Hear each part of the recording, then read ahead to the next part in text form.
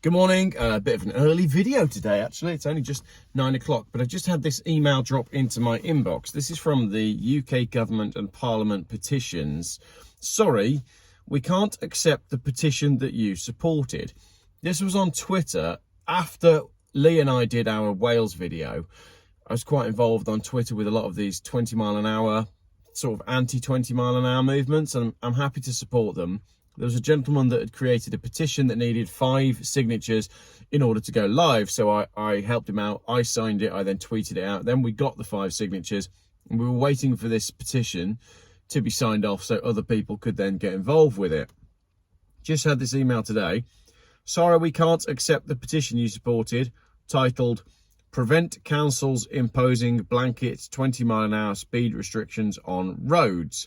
Now it says it included confidential, libelous, false, unproven or defamatory information, or a reference to a case where there are active legal proceedings. So the way this petition system works is you can't have any of those things within the title or the wording of your petition. So sometimes you do have to jump through hoops a little bit to get your petition to go online so that people can sign it. I've had some experience with this in the past. You may remember I did a petition for the Holy Island fishing thing earlier in the year when they wanted to make Holy Island a highly protected marine area, and all the locals were up in arms because the whole thing was basically a load of balls.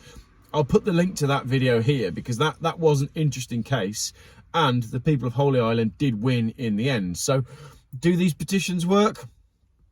Difficult to say. What you need is people on the ground being active. I don't think it was my YouTube video that did that. I don't think it was the petition.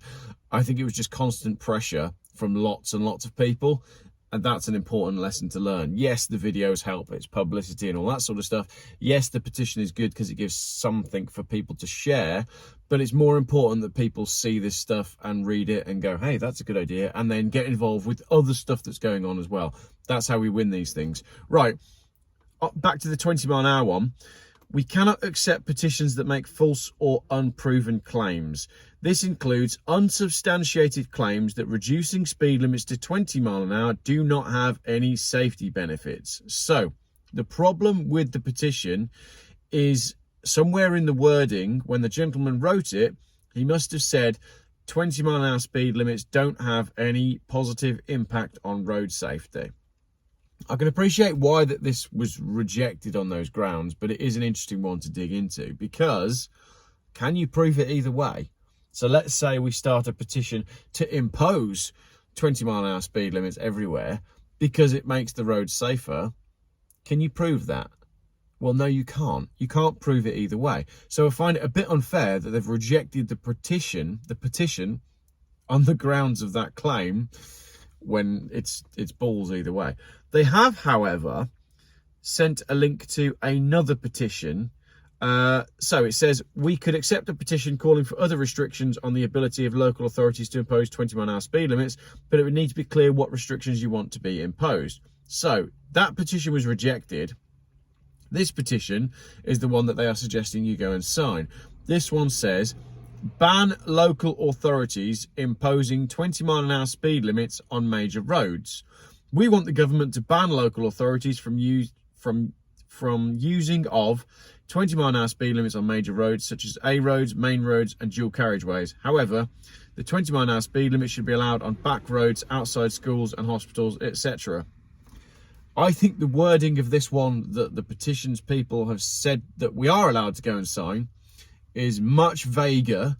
I think it's much weaker and it lends itself to questionable interpretation.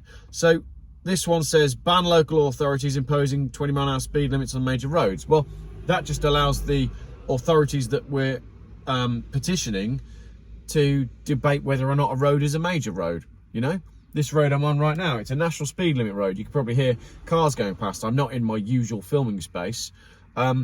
But it would be very easy for the council to say, oh, that's not a major road, despite the fact that it's a 60 mile an hour road that's perfectly safe, and having to go down this road at 20 mile an hour would be massively debilitating. It's not a major road, but it is effectively a trunk road. So again, that leaves all of that up for debate. And again, here as well, ban local authorities from using of 20-mile-an-hour speed limits. What they've done here as well, if they've allowed a petition to go through that's not very well written. We want the government to ban local authorities from using of 20-mile-an-hour speed limits. It doesn't quite make sense. You've also got questionable use of punctuation. It uses etc. Abbreviated with a full stop twice. And I think we're trying to reach everybody with this, and we're trying to reach people that, I don't want to say intelligent people, but it's not written intelligently.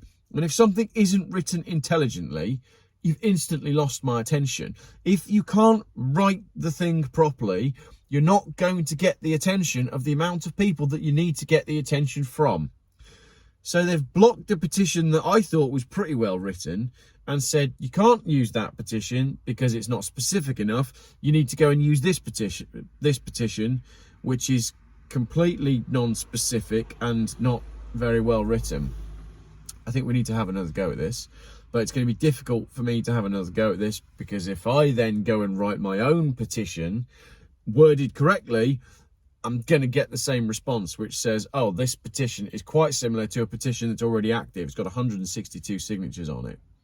So it seems to me that we're tripping over ourselves here, and the petitions people are making it deliberately awkward to stand up to this 20-mile-an-hour stuff. That's kind of that for this unexpected morning video. There's a lot more to be said about the 20-mile-an-hour thing, and the main issue is the data for the road safety and the statistics that say 20 mile an hour is safer and better for pedestrians. I believe that a lot of those studies, if there are any, were done during the corona lockdowns, where you had less cars and less pedestrians. So absolutely null and void in my book, but that seems to be where the data is coming from, that these 20 mile an hour zones are a good idea.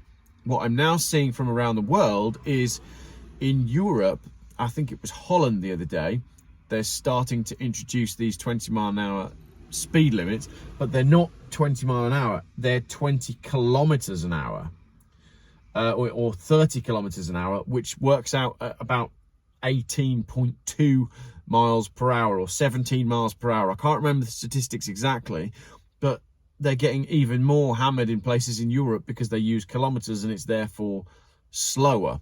So we're all absolutely up against it. The petition thing doesn't seem to be the route to go around.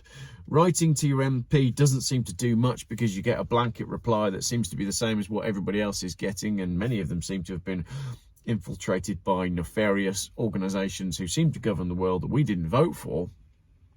I guess the people who are tearing down the 20 mile an hour signs and defacing them with spray paint, well, what else have you got? Open to suggestions on that one, but I just wanted to update you on that petition because I had shared that quite far and wide to try and get people to sign the one that has now been rejected. Open to your suggestions in the comments. Keep it clean, keep it legal.